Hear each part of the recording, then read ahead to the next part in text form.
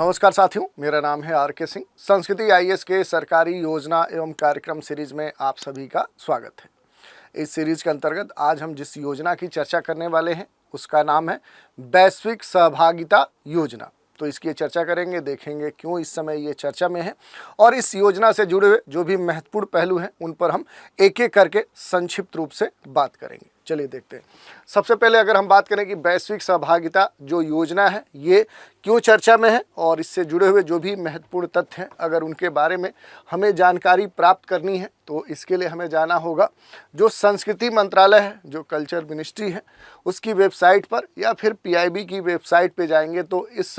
योजना के बारे में डिटेल से जानकारी दी गई है। जैसे बात करें संस्कृति जो मंत्रालय है वहाँ एक पोस्ट किया गया है जिसमें कहा गया कि विदेशों में भारतीय लोक संस्कृति का प्रचार प्रसार, ये इसमें हेडलाइंस दी गई है, ये इसका शीर्षक है, जिसमें कहा गया है कि संस्कृति मंत्रालय भारत की समृद्ध सांस्कृतिक विरासत को बढ़ावा देने और वैश्विक क्षेत्र में भारत की छवि को बेहतर बनाने के लिए वैश्विक जुड़ाव योजना, वैश्विक सहभागिता योजना को क्रियान्वित करता है। और इस योजना के तहत लोगों के बीच में जो संपर्क है, जो द्विपक्षीय सांस्कृतिक संपर्क है, उसको बढ़ावा देने के लिए विदेशों में भारत महोत्सव का आयोजन किया जाता है।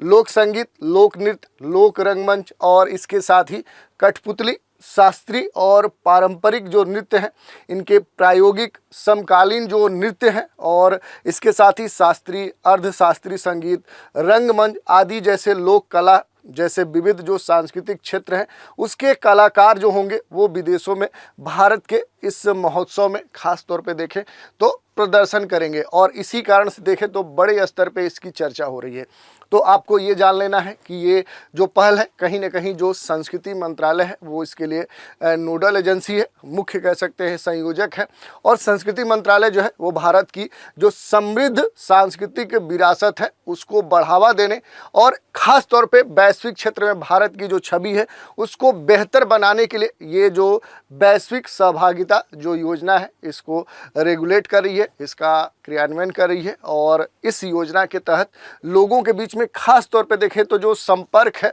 जो द्विपक्षीय सांस्कृतिक संपर्क है, उसको बढ़ावा देने की बात कही जा रही है यहाँ पर संस्कृति मंत्रालय के द्वारा। और इसी कारण से विदेशों में भारत महोत्सव जो FOI है उसका आयोजन किया जाता है और इस कारण से देखें तो ये खास तौर पे चर्चा में रहता है। इसके अलावा अगर देखें तो लोक संगीत, लोक नृत्य, लोक रंगमंच और ऐसे कई सारी जो अलग अलग कह सकते हैं कि विधाएं हैं उनको ध्यान में रखते हुए विदेशों में जो भारतीय कलाकार हैं इन विविध कलाओं से जुड़े हुए वो इस महोत्सव में अपना प्रदर्शन करते हैं। तो ये बड़ा ही महत्वपूर्ण है। इसके अलावा अगर हम बात कर ले तो संस्कृति मंत्रालय भारत विदेशी मैत्री सांस्कृतिक समितियों को अनुदान सहायता के माध्यम से विदेशों में भारतीय जो लोक कला है, जो संस्कृति है, जो संगीत है उसको प्रोत्साहित करता है, बढ़ावा देता है, जिसके तहत विभिन्न सांस्कृतिक कार्यक्रमों और गतिविधियों के आयोजन के लिए विदेशों में भारतीय विदेश मैत्री सांस्कृतिक समितियों का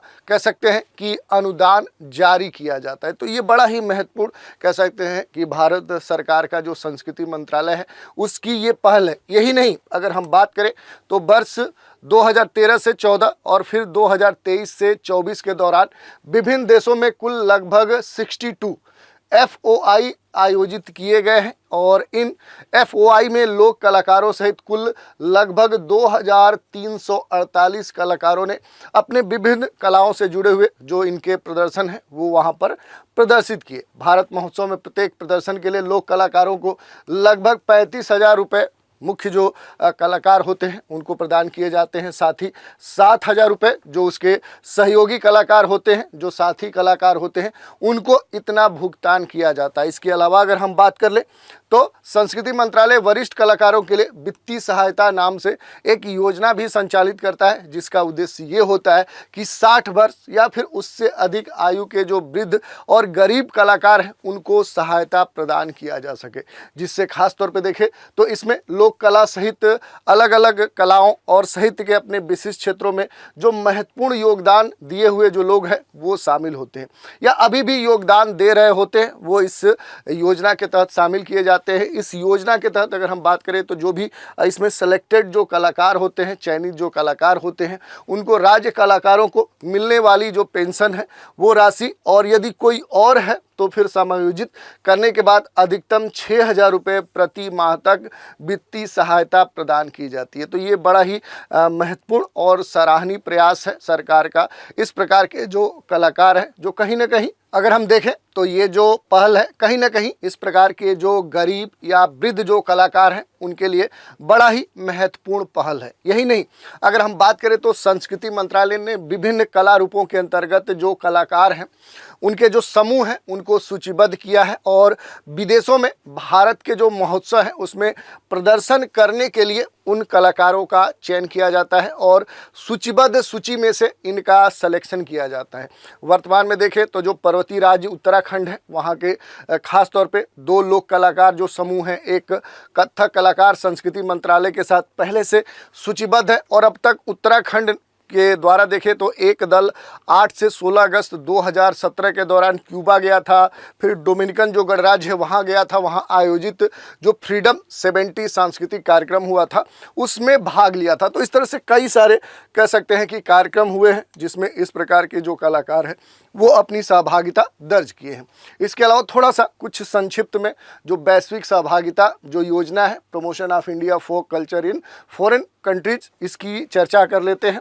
योजना पहले अंतर्राष्ट्रीय सांस्कृतिक संबंधों को बढ़ावा देने की योजना के नाम से जाना जाता था। तो पहले इस योजना को इस नाम से जाना जाता था कि अंतर्राष्ट्रीय सांस्कृतिक संबंधों को बढ़ावा देने वाली ये योजना है और ये भारत की जो समृद्ध सांस्कृतिक विरासत है उसको बढ़ावा देता है। इसके साथ ही देखें तो वैश्विक क्षेत्र में भारत की जो छवि है उसे और बेहतर बनाता है। इसके साथ अगर हम बात करें कि योजना के प्रमुख कंपोनेंट कौन से घटक हैं, तो इसके मुख्य रूप से 3 घटक हैं।